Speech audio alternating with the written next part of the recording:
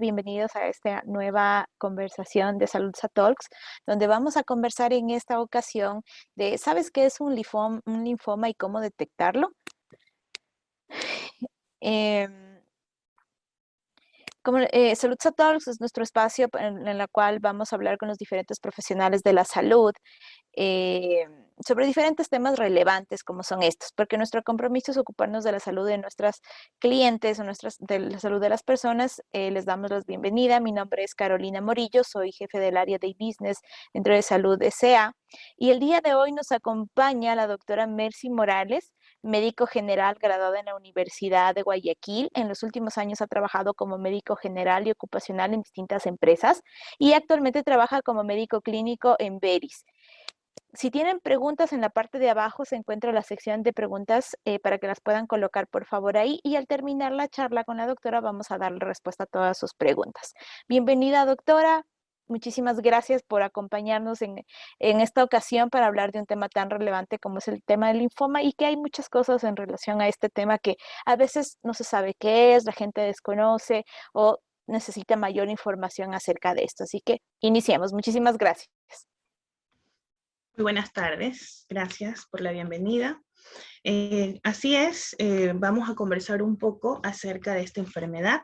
Me presento, soy Mercy Morales, médico de Veris.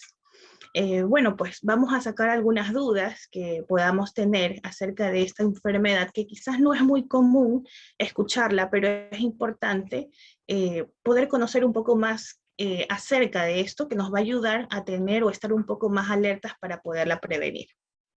Empecemos entonces, preguntándonos qué es un linfoma. Desde el punto de vista conceptual, un linfoma es un término muy amplio que se utiliza para describir un tipo de cáncer que comienza en las células del sistema linfático. Pero, ¿qué es el sistema linfático? El sistema linfático es un grupo de tejidos y órganos que producen, almacenan y transportan glóbulos blancos. Los glóbulos blancos son células que nos ayudan a combatir infecciones, es decir, son las células de nuestra defensa. Como podemos ver en esta imagen, vemos una figura, una silueta de un cuerpo humano, en la cual vemos varias ramificaciones que están en color verde, que podríamos a lo mejor relacionarlos con las venas, las arterias. Si alguna vez lo hemos visto en algún esquema, recordamos cuando estudiábamos biología, lo podíamos ver así. Sin embargo, esto que podemos observar aquí se trata del sistema linfático, ¿no? A través de todos estos canales, los ganglios que podemos ver, que son las concentraciones, estas bolitas que se ven conectando estos canales, es en donde se van a producir estas células de defensa que nos van a ayudar a combatir agentes extraños, agentes infecciosos que puedan invadir nuestro organismo. Existen dos tipos principales de linfoma, entre los cuales, bueno, tenemos el linfoma de Hodgkin y el linfoma no Hodgkin. Vamos a ver a continuación cuáles son las diferencias o las características de estos dos tipos de linfoma. El linfoma no Hodgkin se caracteriza porque su afectación más frecuente se da a nivel de múltiples ganglios periféricos, como podemos observar acá. Además, se dispersa de forma desordenada, no se dispersa por contigüidad, sino que aparece de forma desordenada. Además, la afectación del linfoma no Hodgkin es mucho más frecuente a nivel de los ganglios mesentéricos que se encuentran en el abdomen, y también a nivel del anillo de Waldeyer. El anillo de Waldeyer es un espacio, como un círculo que está circundado por todos nuestros tejidos amigdalares, que están entre la boca y el cuello. Y además, el linfoma no Hodgkin se caracteriza porque con frecuencia se presenta a nivel extraganglionar, es decir, fuera de los ganglios linfáticos, a nivel de otros órganos, como por ejemplo hígado o pulmones. Ahora, el linfoma de Hodgkin, que es el otro tipo principal de linfoma, por el contrario, se localiza más en un solo grupo ganglionar, sea este solamente a nivel cervical, solamente a nivel mediastínico, que es en el pecho, en el tórax, en la parte interna del tórax, o para-aórtico, es decir, alrededor o a los lados de la arteria aorta, que es una de las principales arterias que tiene nuestro sistema, nuestro organismo. Además, el linfoma de Hodgkin tiene una dispersión ordenada, a diferencia del linfoma no Hodgkin. Es también de una dispersión contigua. En este caso, no se ve con frecuencia afectación de los ganglios mesentéricos, ni tampoco del anillo de Waldeyer, y también es bastante infrecuente la presentación extraganglionar, es decir, el linfoma de Hodgkin se presenta con más frecuencia solo dentro del sistema linfático. Un poco de estadísticas en cuanto al linfoma. Podemos ver en general, tanto linfoma Hodgkin como no Hodgkin, se presenta con mayor frecuencia en los hombres en comparación a las mujeres.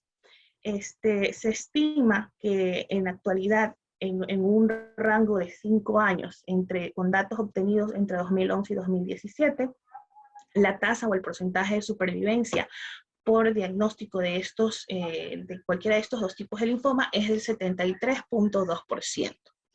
En la actualidad se estima que para este año 2021 se esperarían aproximadamente 81.560 nuevos casos diagnosticados solamente en los Estados Unidos y correspondería al 4.3% del total de los cánceres diagnosticados también solamente en los Estados Unidos. Además, la tasa estimada de muertes que se pueden provocar en este año a causa del linfoma aproximadamente son 20.720, y que correspondería a un 3.4% de muertes del total de todos los cánceres. El linfoma no Hodgkin se hace mucho más común su aparición a medida que las personas avanzan en edad. Por el contrario, el linfoma de Hodgkin, las tasas más altas se van a presentar en adolescentes y adultos jóvenes, entre los 15 a los 39 años de edad. Sin embargo, el linfoma de Hodgkin también se puede ver con frecuencia en personas mayores de 55 años. Y de hecho, si hablamos de tasa de mortalidad, se presenta o aumenta mucho más cuando las personas tienen una edad media de 76 años. Es decir, mientras más avance la edad, mayor es la probabilidad de muerte por este tipo de cáncer. ¿Cuáles son las causas? ¿Qué puede provocar o causar que yo sufra de algún tipo de linfoma? Primero, bueno, pues no tenemos un estudio que nos dé una causa específica. Sin embargo, se puede o se ha encontrado estudios que nos han indicado que pueden existir ciertos cambios en el ADN que pueden causar que los linfocitos normales se conviertan en células de linfoma. Otra de las causas que se pueden encontrar que nos pueden conllevar o aumentar el riesgo de sufrir de linfoma son los cambios en el sistema inmunitario. Es decir, por ejemplo, deficiencias inmunitarias debido a condiciones hereditarias, tratamientos con medicamentos específicos, trasplante de órganos o infección por el VIH. Además, también pueden ser enfermedades autoinmunes en las cuales el sistema inmunitario ataca constantemente cierta parte del cuerpo, o infecciones crónicas. ¿Por qué? Porque probablemente el sistema inmunitario está constantemente produciendo nuevos linfocitos para combatir estas infecciones crónicas. Al hablar de infección crónica, estoy hablando de una infección de larga data que se presenta constantemente.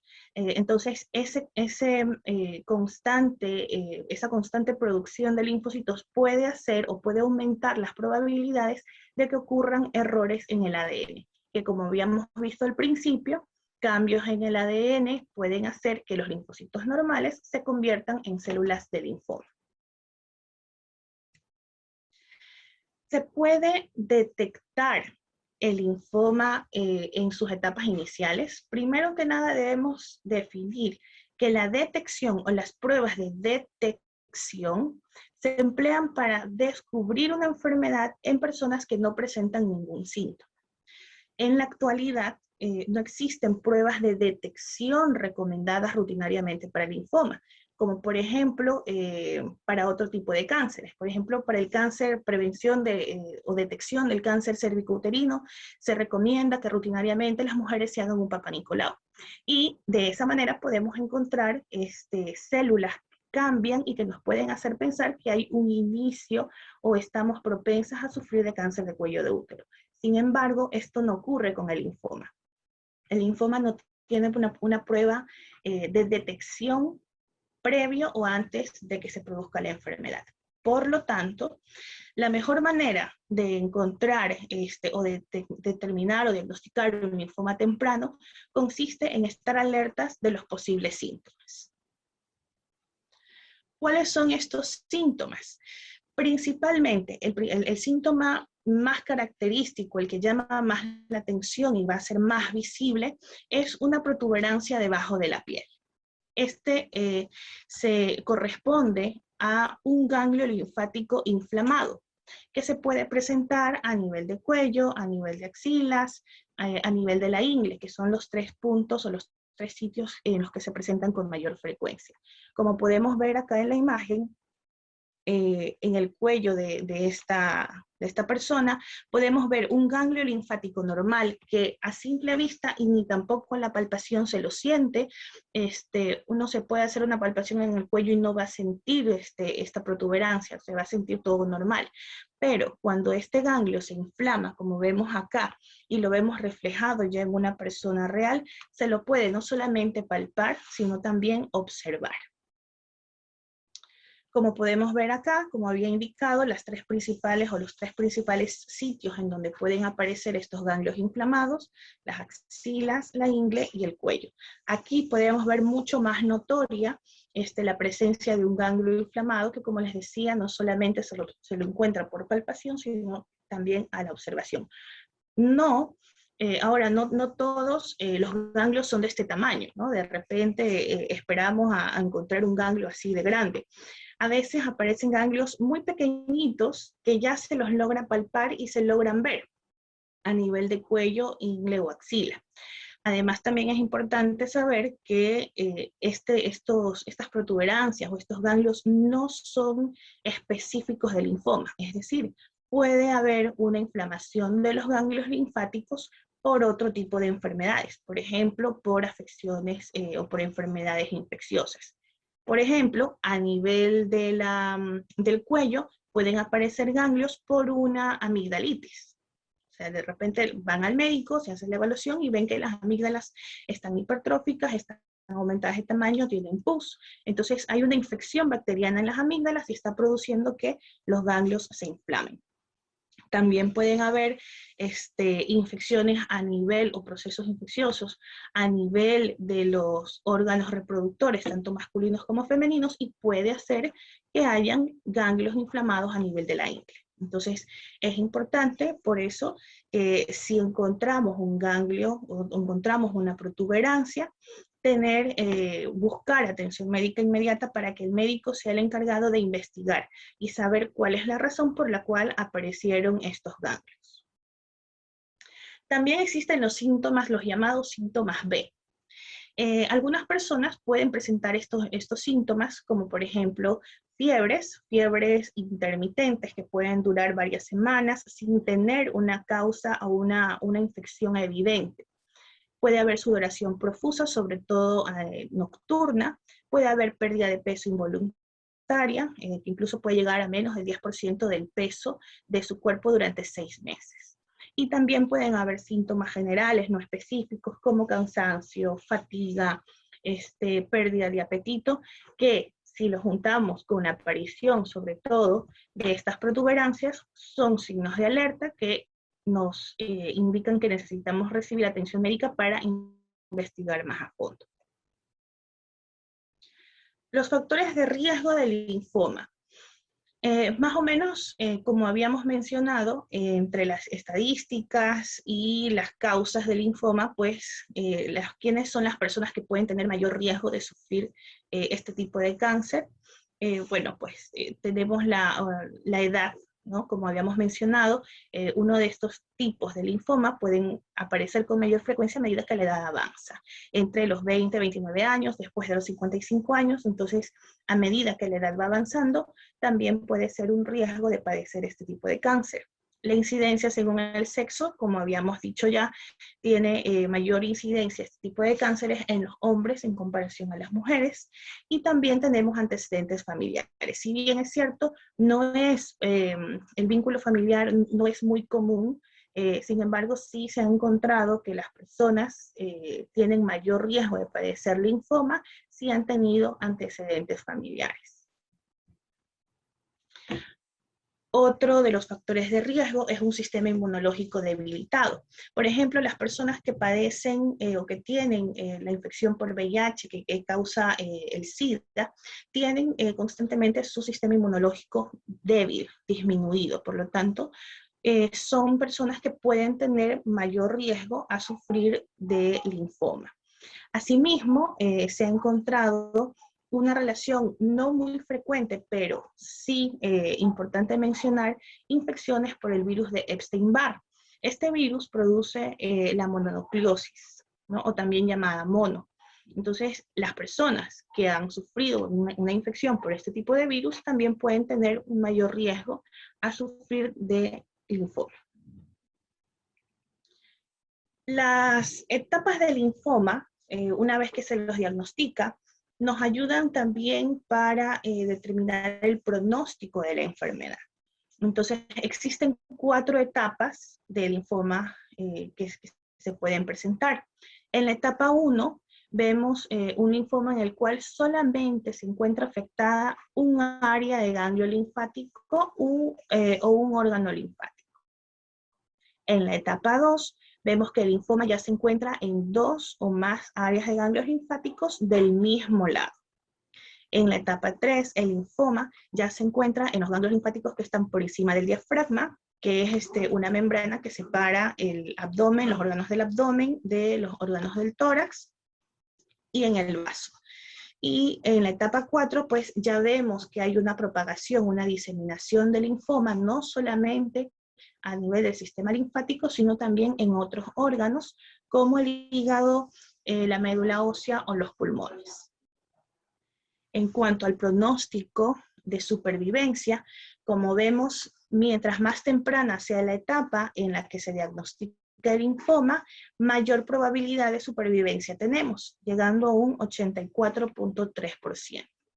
En comparación a que si el linfoma es diagnosticado en una etapa más avanzada, en la etapa 4, que es en la etapa en la que ya hay diseminación a otros órganos, el porcentaje se reduce a un 63.7% de supervivencia. Los métodos de diagnóstico, principalmente si ya se hace la evaluación médica y el médico está sospechando que no se trata de un tema infeccioso, sino que todos estos síntomas se tratan o hay una sospecha de que se trata de linfoma, pues la prueba principal es una biopsia, ¿no? En la cual se hace una toma de muestra, en la cual estas células del ganglio linfático inflamado se van a estudiar vía microscopio para poder determinar el tipo de células, si es que hay un cambio, y pues poder dar el diagnóstico definitivo del linfoma. Adicional a otro tipo de pruebas, estudios por imágenes, radiografías de tórax, tomografías, imágenes por resonancia magnética, análisis de sangre. También pueden mandar a hacer exámenes o pruebas de VIH o de hepatitis B, hepatitis C, porque como decíamos puede estar relacionado y pueden ser patologías crónicas que nos puedan debilitar nuestro sistema inmunológico y hacernos más propensos a este tipo de cáncer. ¿Se puede prevenir el linfoma de Hodgkin o el linfoma no Hodgkin? Solamente unos cuantos de los factores de riesgo para el linfoma de Hodgkin y no Hodgkin se conocen que se pueden modificar. Por lo tanto, no es posible en la actualidad prevenir la mayoría de los casos. Sin embargo, si sabemos que ciertos factores de riesgo pueden hacerme más propenso, como por ejemplo habíamos mencionado la infección por el virus de VIH o la infección por el virus de Epstein-Barr, una de las formas de prevenir es que si yo sé que tengo esta infección o la tuve en el caso del virus de Epstein-Barr, debo estar mucho más alerta a algún signo o síntoma que me puedan indicar que estoy padeciendo de linfoma. En cuanto al tratamiento, pues el tratamiento contra el linfoma se basa mucho en la etapa de la enfermedad en la cual se realizó ya el diagnóstico. Sin embargo, pues también depende mucho de factores como la edad de la persona, el estado general de su salud, el tipo de localización del linfoma, que podrían determinar el tipo de tratamiento que se va a realizar. Para casi todas las personas que tienen linfoma, tanto de Hodgkin como no Hodgkin, el objetivo principal pues es la cura de la enfermedad. Sin embargo, el tratamiento podría causar efectos secundarios que incluso podrían perdurar por años. Entre los tratamientos pues puede determinarse a través de radioterapias, quimioterapias, extirpación de los ganglios, o trasplantes en caso de que ya haya diseminación. El día de hoy, 15 de septiembre, se conmemora el Día Mundial de la Lucha contra el Linfoma. Por lo tanto, esperamos que esta charla, estos conocimientos, pues hayan sido de bastante ayuda y que nos ayuden a concientizar un poquito más acerca de esta enfermedad. Muchísimas gracias, doctora Mercy, por esta explicación. La verdad, por ejemplo, para mí es algo nuevo poder entender este tema mucho más a profundidad. Siempre uno tiene los tabús o no se informa de mejor forma hasta que a alguno le pasa o a algún familiar le pasa y ahí es cuando coge, le pone el interés en este tipo de temas. Hay una pregunta fundamental que está saliendo y quería hacerle la consulta. Doc, ¿el linfoma es igual a cáncer? Si tengo un linfoma, ¿es cáncer? Correcto, correcto. Es una alteración de las células de las defensas. Cambian totalmente las células blancas y se transforman en células cancerosas. Muchísimas gracias. Sí, es algo que estaban preguntando con mayor frecuencia porque dice, bueno, tengo un linfoma o tengo un ganglio. ¿Eso ya es cáncer también? No, como mencionaba, no toda inflamación de ganglios ya definitivamente es cáncer. O sea, si es que una persona se encuentra un ganglio inflamado, lo ideal es que acuda a consulta médica para que sea evaluado, se encuentren otro tipo de síntomas, se relacionen casos y poder determinar cuál es la causa específica de esa inflamación. No todo ganglio inflamado es cáncer. Perfecto, muchísimas gracias. Entonces, ahí, bueno, ahí está la respuesta de lo que nos habían estado consultando de este tema acerca si es que es cáncer o no, si tengo un ganglio, es cáncer o no. Eso es muy importante siempre la evaluación médica. Em, a todos nuestros asistentes acá al webinar, recuerden que en la parte de abajo pueden seguir colocando sus preguntas. Vamos a ir seleccionando las preguntas por tema de tiempo y las vamos a responder. Ahorita tenemos una pregunta que dice, tengo nódulos en el área de la garganta. ¿Son peligrosos? ¿Los tengo que hacer revisar? Si es que hay inflamaciones, protuberancias, que no solamente se palpan, sino también se ven y ya tienen mucho tiempo y no hay un proceso infeccioso de base que nosotros podríamos decir, por esta causa están inflamados los ganglios, sí. Hay que hacer una atención médica, una revisión, que el médico palpe, chequee y pues determine si es que es necesario investigar más. Perfecto. Hay una pregunta aquí que nos dicen, si tuve hepatitis, ¿puedo correr el riesgo de tener linfoma? Si lo tuvo, no. Porque ¿qué habla entre los factores de riesgo? Habla de que hayan enfermedades crónicas. La infección por hepatitis, por lo general, depende también el tipo de hepatitis que haya tenido. Pues claro, si hablamos de hepatitis tipo A, por lo general son tipos de hepatitis que se curan. Pero si ya hablamos de otro tipo de hepatitis, por ejemplo, la hepatitis B, hepatitis C, son enfermedades con las cuales sí se convive. Entonces, al ser enfermedades crónicas, podría ser un factor de riesgo, no un condicionante, pero sí un factor de riesgo para estar alerta. Perfecto. Eh, ¿Cuál de los dos linfomas es el más agresivo? ¿O cuál puede llegar a ser el más agresivo?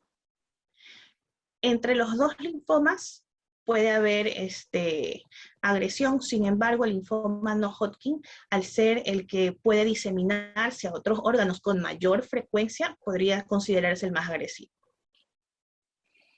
Ok, eso es muy interesante, o sea, se puede difuminar con mayor facilidad. Correcto. ¿Cómo cambia el pronóstico en caso de un trasplante de médula ósea? Mejora, porque al hacer el trasplante, pues se ayuda a que las células vuelvan a su estado normal, que ya no haya este recambio, lo que se conoce, lo que mencionaba como un cambio en el ADN, entonces podría mejorar esta parte y por lo tanto el pronóstico. Ok, perfecto. Nos consultan también, nos dicen, ¿el linfoma también puede aparecer detrás de la oreja o solo en las tres partes señaladas? No, las tres partes que señalamos son las más frecuentes, pero como vimos al principio cuando explicaba qué es el sistema linfático, podíamos ver en la figura del cuerpo humano que habían estas conexiones verdes por todo el cuerpo. O sea, quiere decir que no solamente los vamos a tener en el cuello, en la ingle o en las axilas, sino a nivel de todo el cuerpo, que sí es más frecuente en estas tres zonas, pero sí podrían aparecer detrás de las orejas. Ok, perfecto. Entonces, para tenerlo en cuenta. Aquí hay una pregunta que me parece muy interesante y nos dice, ¿se ha comprobado o se tiene información de que el uso de pesticidas está relacionado a una mayor incidencia de linfoma? Los pesticidas como tal han sido estudiados en cuanto a generación de cánceres, no específicamente de linfoma, pero sí de otros tipos de cánceres. Por lo tanto, quizás no hay un estudio definitivo que me diga, esto me va a causar un linfoma, pero al estar relacionado con otro tipo de cánceres, podría haber la posibilidad. Claro, eso es muy importante poder tener en cuenta esto. Em, Ay, mil disculpas, mi perro ladrando, cosas del teletrabajo acá. Eh, a ver, la siguiente pregunta que nos están haciendo es si es que estos dos tipos de linfoma pueden coexistir en un mismo paciente. O No, es el uno o es el otro. por lo general sí, es uno u otro, no, no ambos. Se determina mediante la biopsia pues, qué tipo de linfoma se tiene. Ya, otra pregunta dice, ¿una persona que tiene cáncer puede padecer también este tipo de linfoma? Podría padecerlo, porque al final, o podría más bien ser una diseminación de. Es una pregunta que puede tener pues doble respuesta, porque no podríamos saber si es que por ejemplo, si una persona tiene un cáncer de mama y hay una diseminación, no sabríamos o habría que determinar mediante estudios cuál fue el origen, cuál fue el primero, porque recordemos que el cáncer a cualquier nivel, en cualquier órgano, se puede diseminar, la llamada metástasis. Por lo tanto, sí habría más bien que investigar si es que aparecen en dos zonas, en dos órganos en el sistema linfático, investigar cuál es el cáncer de origen. Ok, perfecto. Nos preguntan si es que llegara a darse el caso, ¿con qué especialistas son los que se deberían revisar este Este tipo de tema? ¿Son enfermedades. oncólogos o qué tipo de especialistas? Correcto. El oncólogo, pues es quien va a hacer el tratamiento definitivo. Siempre se recomienda ir directamente. Sin embargo, como no tenemos un diagnóstico inicial, ¿verdad? Como habíamos dicho, cualquier ganglio no es que me voy a ir directamente a un oncólogo, pero sí podríamos asistir a medicina general, puede ser un inicio, a medicina interna, para que nos hagan un chequeo completo y poder determinar. Perfecto. Hay otra pregunta que está en cambio relacionada al tema de las emociones. ¿Existe alguna forma en la cual esto pueda afectar a las emociones de las personas? O sea, prácticamente nos dicen la parte emocional, cómo influye en el tratamiento. Bueno, en todo cáncer, la parte emocional y más bien el tratamiento de cualquier enfermedad, no solamente el cáncer, la parte emocional es fundamental, porque como creo que podemos saber, conocer, nosotros podemos somatizar nuestros sentimientos, ¿no? Entonces, una actitud negativa, una depresión, un ánimo bajo, pesimista, sí podría influir negativamente en el tratamiento, no solamente el tratamiento del linfoma, sino a nivel de cualquier enfermedad. Perfecto. Bueno, aquí tenemos una última pregunta que tenemos y nos dicen, ¿el linfoma se puede transmitir a otra persona o lo puedo transmitir a mis hijos de forma hereditaria? Existen evidencias en las cuales el vínculo familiar puede ser un factor de riesgo. Como mencionaba antes, no es condicionante, no se lo ve con mucha frecuencia, pero sí hay evidencias en las cuales se ve que las personas que sufren de linfoma han tenido una historia familiar. O sea, puede haber sido que lo heredé de mis padres o a la vez yo podría heredar a mis hijos. Es posible. No se presenta con mucha frecuencia, pero se puede dar. Y doctora, la última pregunta que nos están haciendo, el tema de las causas, ¿qué puede causar el tema del linfoma? Creo que tal vez para poder reforzarlo un poquito más. Como habíamos hablado, los factores de riesgo podrían ser un sistema inmunológico disminuido. Como había indicado, pues no hay una causa específica, pero los cambios en el ADN, en los cambios constantes de las células blancas, podrían hacer que en algún momento, al producirse las células, haya alguna falla, algún error de conversión, y en lugar de convertirse en una célula linfática o una célula blanca que nos va a otorgar defensa, se convierta en una célula cancerosa, células que cambian. Por eso es que una de las posibles causas podría atribuirse a enfermedades o padecer enfermedades crónicas, en las cuales constantemente nuestro sistema inmunológico está trabajando para que generen más linfocitos, más células blancas que nos defiendan de esta enfermedad crónica. Entonces, en ese recambio constante podría haber un cambio en ese ADN y convertirse, en lugar de convertirse en una célula blanca, se convierte en una célula cancerosa. Perfecto. Y la última pregunta dice, me detectaron ya los ganglios en una etapa inicial. ¿Cuál sería el tratamiento a seguir? ¿Tengo que iniciar con quimioterapia o cuáles serían los procedimientos que se tendrían que hacer antes de llegar a la quimioterapia? El tratamiento y la elección del tratamiento depende mucho de la etapa y del estado de la persona. O sea, por lo tanto, hay que evaluar la edad, hay que evaluar la condición en la cual se encuentra, si no hay enfermedades concomitantes o enfermedades de base que puedan afectarme, y de acuerdo a eso poder decidir un tratamiento específico. Depende mucho de la evaluación que tenga con el oncólogo para poder determinarse. No le podría decir solamente con una etapa inicial, este tratamiento va, sino que depende de más factores. Perfecto, muchísimas gracias a todos nuestros asistentes. Les comentamos que las preguntas que nos han colocado van a ser respondidas posterior. Vamos a crear una nota dentro de nuestro blog para que puedan encontrar toda la información acerca de este tema tan relevante que hemos estado conversando el día de hoy. Muchísimas gracias a todos, muchísimas gracias doctora por toda la charla y la conversación que hemos tenido, un tema súper interesante. Y vamos a invitar a que encuentren dentro de nuestro blog saludsa.com notas más relevantes en el tema de la salud. Y recuerden que en Saludsa nuestro trabajo es ocuparnos de la salud de nuestros clientes y abrimos este espacio para poder solucionar todas las dificultades que se puedan dar. Muchísimas gracias, doctor Mercy, nuevamente. Muchísimas gracias a Beris por acompañarnos en este día. Muchas gracias también. Que pasen muy bien.